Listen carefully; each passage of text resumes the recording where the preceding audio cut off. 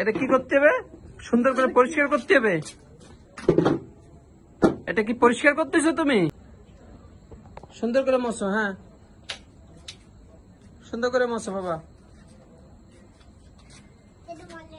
হ্যাঁ, ওটা ময়লা হয়ে গেছে, মোছো।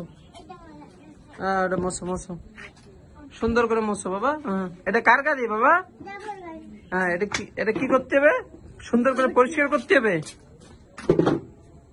এটা কি পরিষ্কার করতেছো তুমি?